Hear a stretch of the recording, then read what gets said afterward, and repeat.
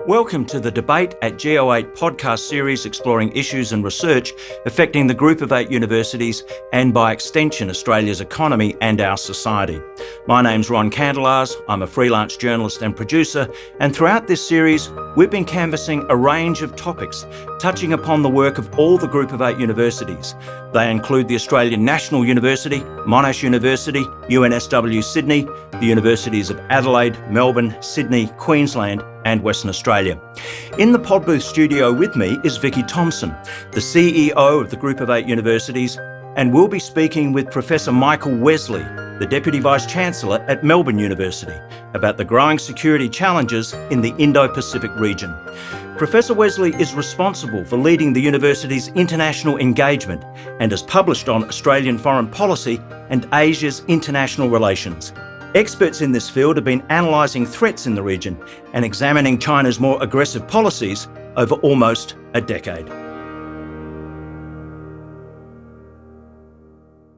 Professor Michael Wesley, Australia's new Defence Minister, Richard Marles, has just held a one-on-one meeting with his Chinese counterpart in Singapore, officially ending a long diplomatic freeze between Canberra and Beijing. Do you think this augurs well for a resetting of this troubled relationship between the two countries? Look, I think it's a good start. It suggests that we might be headed for a stabilisation of the relationship. I don't think we can expect a return to the days of closeness and warmth between Australia and China. There's simply too much water under the bridge now, and I think really the two countries' strategic perceptions have diverged markedly. I think what we can really hope for is the stabilisation around a pragmatic relationship between Australia and China, which will comprise of something like the following, that Australia and China agree to disagree on a range of different issues, that they realise that they will be in strategic competition in places like the South Pacific and Southeast Asia, but there is a recognition that there is deep and sustained economic complementarity between the two economies, that both countries probably need their trade relationship and to some extent their investment relationship in order to ensure their ongoing prosperity. But this will need to be buttressed with a very firm understanding that economic interdependence between the two countries is not weaponised in future. And I think Australia will require some pretty clear guarantees that that is the case if it is not to continue to try and diversify away from China, which I think Australia will do anyway. You've told Sky News recently that China is ramping things up in the Pacific and that this is all part of China's strategy of pushing the United States and its allies out of their position in the Pacific as sole guarantor. What do you actually mean by that, and what does that mean for Australia? Well, what I mean by it is that this has been a very long-term objective of China that I think goes back until the late 1970s at least, and that is to change the situation in the Pacific whereby since the end of the Second World War, the United States has been the sole and largely uncontested guarantor of regional security. China wants to replace the United States as the paramount power in the Pacific, which means getting rid of the United States, pushing it out in effect. So for some decades now, China has been looking to loosen everything on which the US presence in the Pacific is predicated, be it US alliances with countries like Australia and Japan, be it institutions in which the United States is a leading member in this part of the world, or areas such as the South Pacific where key US allies, such as Australia, are seen as the metropolitan power, and the South Pacific is part of that. So I think China's strategic competition with Australia in the South Pacific is a subset, if you like, or a reverberation of China's larger strategic competition with the United States, and is is really designed to push the United States as far back in the Pacific as is possible.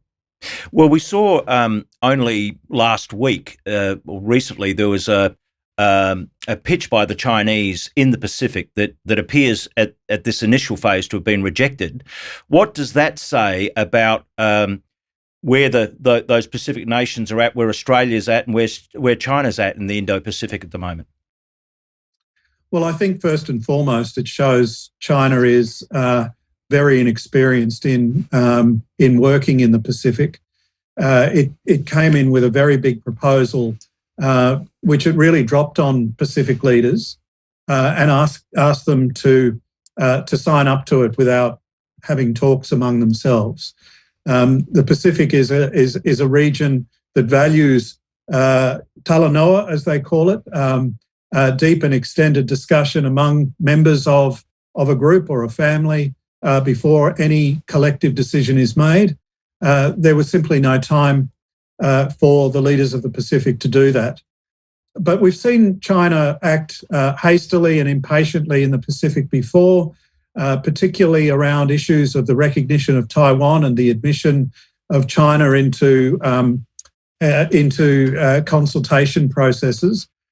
So this is something that I think China tends to be prone to, and will not make China a welcome interlocutor in parts of the Pacific. The other thing I would say is that the Pacific in general is very divided over China, and it's divided between countries and within countries. So between countries, we see a country like Palau or the Federated States of Micronesia, which is very sceptical of cozying up to China or developing closer links to China, whereas you have other countries such as Solomon Islands, Vanuatu, to an extent Fiji, to an extent Samoa, which are much more forward-leaning on developing close relations with China. You also have divisions within Pacific countries, and these are usually divisions that divide the populations of Pacific countries from their political elites. And I think you can see that most clearly in Solomon Islands, where you've got a government that is very pro-PRC and has recently signed a security agreement. But on the ground in Solomon Islands, there's a great deal of scepticism, worry, and I would even say antagonism. And then in the Solomon Islands, within its federation, we can see regional governments like that of Malaita province, which are very much at odds with the Sogabare national government's pro-China policy. So I think what we saw in Wang Yi's visit was really putting into stark relief a lot of the difficulties China will have in developing the sort of substantial presence in the Pacific that it really wants. Michael, can I just shift our focus to the Asean region? Now, our Prime Minister, within the first fortnight of becoming Prime Minister, went to Indonesia with a small delegation, including our chair, Professor Margaret Gardner, so clearly education was on the agenda. Do you think that we haven't paid enough attention, and I'm talking at the macro level, but also even just at the innovation level, research, education level, as governments and universities to that region? First question. And second question, what do you read into that meeting and the fact that he did actually want universities at that table? So at the government level, Vicky, I think we have definitely been paying attention to Southeast Asia and putting resources into Southeast Asia. What I'm sceptical about is whether we've actually achieved any diplomatic or sufficient diplomatic payoff for all of our resources and all of our attention. We've been, if you look back at the past 5 years or so, we've held an Australia-ASEAN summit. We've concluded strategic partnerships with Vietnam, with Singapore, with ASEAN itself. We've been developing all of these proposals, and yet there seem to be mixed messages about what Australia wants in Southeast Asia. On the one hand, we claim to be a partner to Southeast Asia On the other hand, I think that there is very mixed perceptions of what Australia is doing through the Quad relationship, for example, with the United States, Japan and India, through AUKUS with the United States and the UK. And while there are some in Southeast Asia that are supportive of these sorts of moves on Australia's behalf, there are others who say, well, do these moves reflect the fact that Australia has given up on its partnerships in Southeast Asia? So I think the collective outcome of all of that is a bit of confusion. People don't really know what Australia's overriding objectives and reasons for being in Southeast Asia are. And that would be the first thing I would urge the new government to clarify. In terms of universities, I think our kind of record on Southeast Asia has been somewhat patchy. I certainly think that we could be paying a lot more attention to Southeast Asia. If you take a long run view, Australian universities have a very proud history in Southeast Asia of welcoming Colombo Plan students, welcoming Australia Awards students. I welcomed a group of about 160 Australia Awards students to the University of Melbourne this morning, and it's just fantastic to see them. But I think we could be doing a heck of a lot more. I think that education is the cheapest and most effective soft power a country like Australia can deploy. And I would urge both universities and governments to come together and to really ramp up the imagination about what we can do to extend Australia's world-class higher education to more people, more young people in Southeast Asia. So given that very complex sort of picture you've painted with China, the Solomon Islands or the Pacific and ASEAN, as universities, I think we've got a role to play which is beyond just student recruitment. I mean, there's a lot more that we can and should be doing in terms of capability building and that soft diplomacy as you talk about. Is it possible to walk and chew gum? Is it possible for us to have strong relationships in the region whilst that complex picture you've just painted is actually swirling around us? I'd go beyond saying it's possible and just and say it's imperative, Vicky. What we are seeing in both the Pacific and Southeast Asia is really a soft power competition. And so far, I think our soft power response to China's has been totally misplaced. My problem with the way in which we've responded to China's charm offensive in Southeast Asia and the South Pacific is to try and counter whatever it is that China does. So China announces an infrastructure fund, we announce an infrastructure fund. China announces programs around education and security building, we announce countering initiatives. I've long said that Australia in both Southeast Asia and the Pacific has enduring strengths that China will never be able to match. That is the length of our historical engagement in those societies, the very strong feelings of goodwill there are towards Australia in societies in the South Pacific and Southeast Asia, and our outsized advantage in being able to contribute to human well-being. So education, as I said before, health systems, all sorts of capacity building in areas that will make a big difference to people's lives.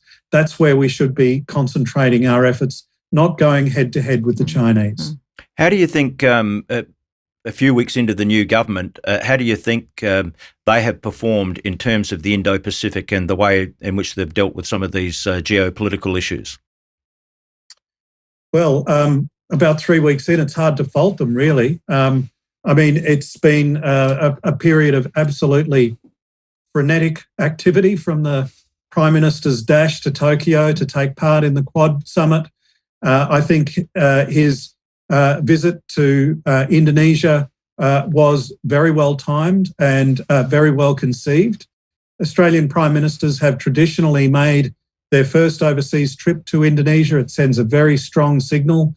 Obviously, because of the timing of the Quad Summit, he couldn't make that visit to Indonesia, but he certainly made a trip to Indonesia soon after, and I think the foreign minister's work in the Pacific has been absolutely pitch perfect. I think her messaging has been spot on, her willingness to listen and her willingness to be in the region, I think, has been absolutely well received.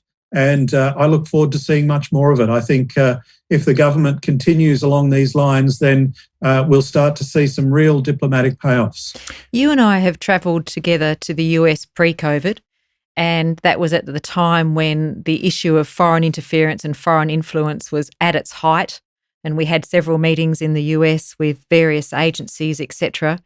And they have had a very strong and very outspoken anti-China sentiment, as opposed to our then government having an agnostic view, at least in terms of how they presented it. Do you think that foreign interference and foreign influence hasn't necessarily changed, but do you think we'll see a dial down in the rhetoric now with the new government, or do you think it's as sort of omnipresent as usual? I guess I shouldn't reveal, Vicky, that when we were in Washington, you and I visited the International Spy Museum. We did. Which is probably not something we want to. I should have worn the T-shirt today. It was a very interesting visit. No, look,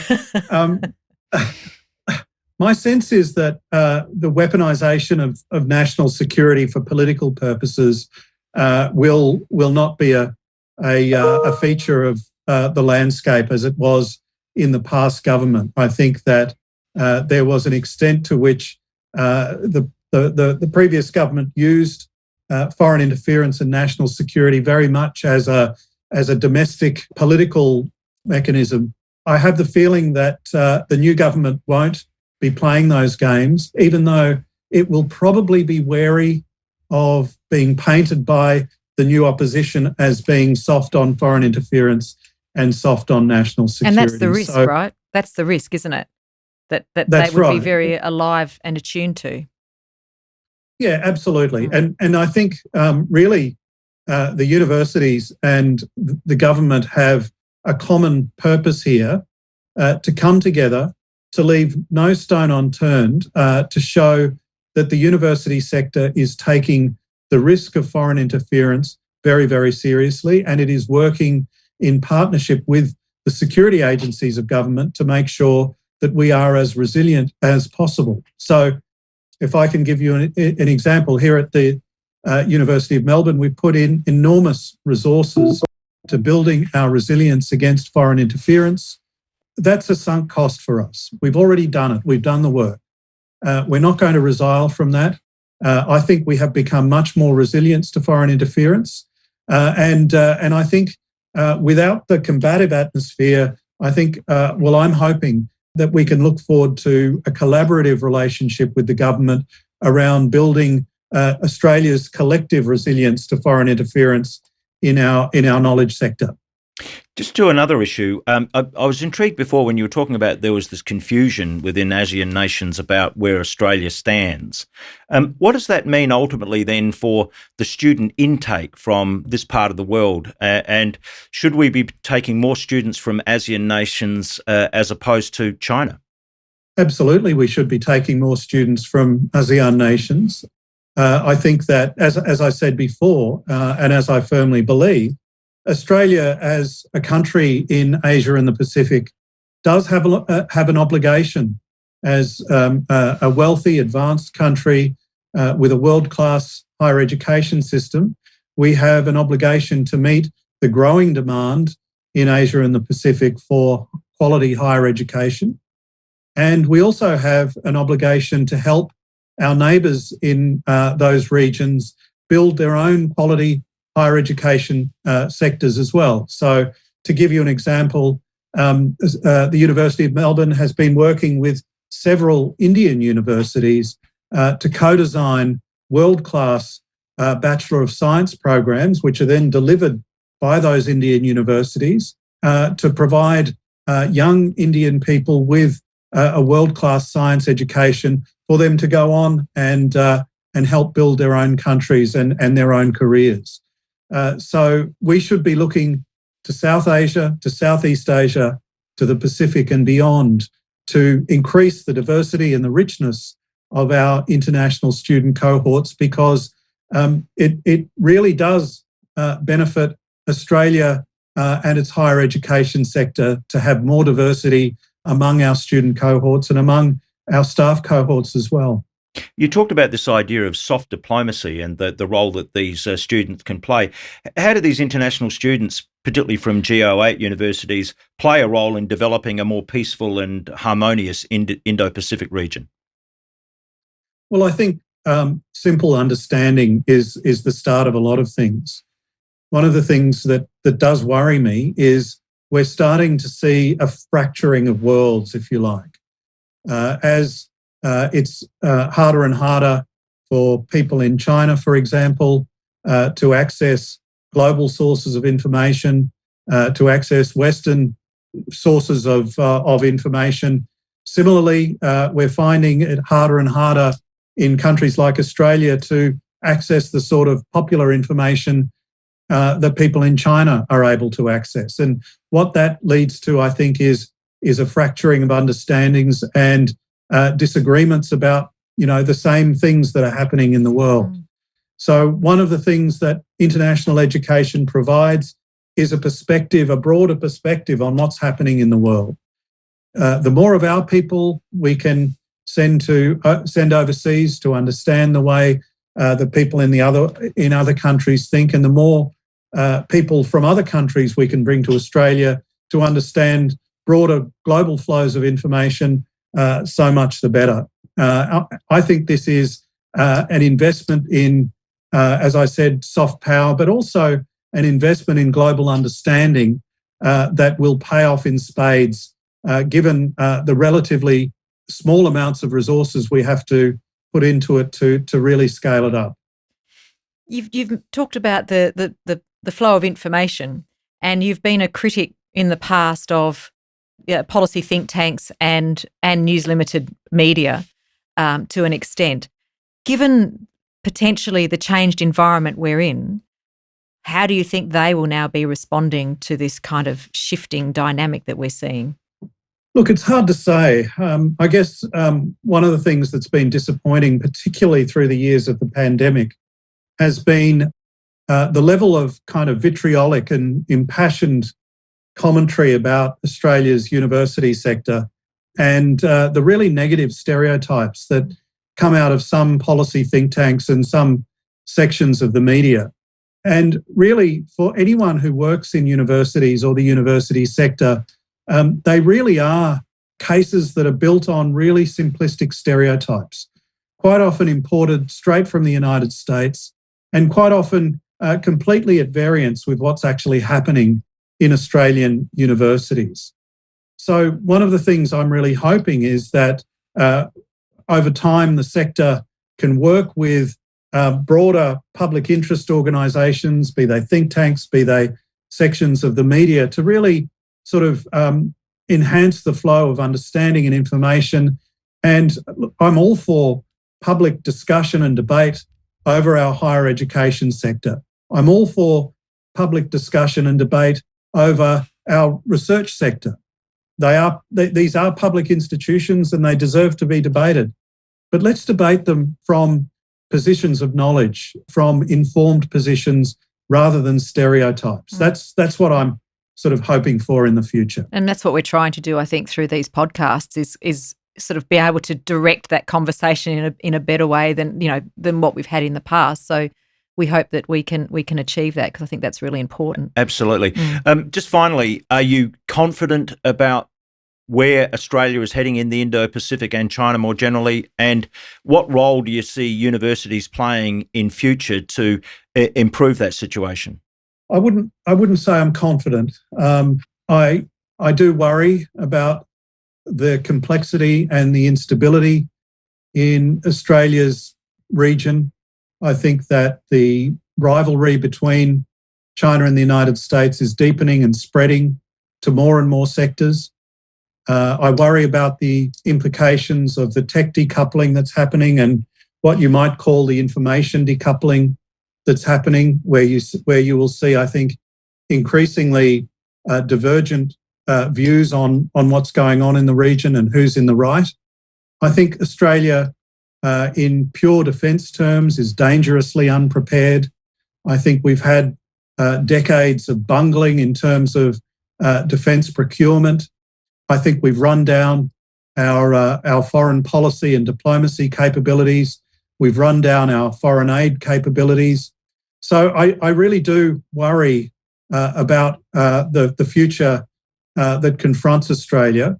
But I do think that when Australia has confronted really difficult and really challenging times, we have pulled together and we have started to become very creative in what we've been able to achieve. And we've got a history of really significant foreign policy achievements to that end.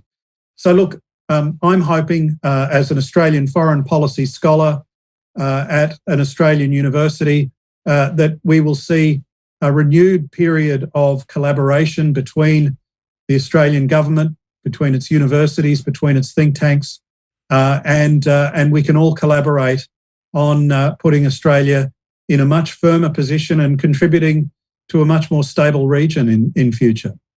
Professor Michael Wesley, thank you very much for your sobering thoughts and insights. Thank you very much for your time. Thanks for your company today. If you'd like more information about the issues raised in this podcast or other related topics, please visit our website at go8.edu.au. And a quick reminder that you can always tune into the debate at Go8 on Spotify, Google, Apple or YouTube. Bye for now.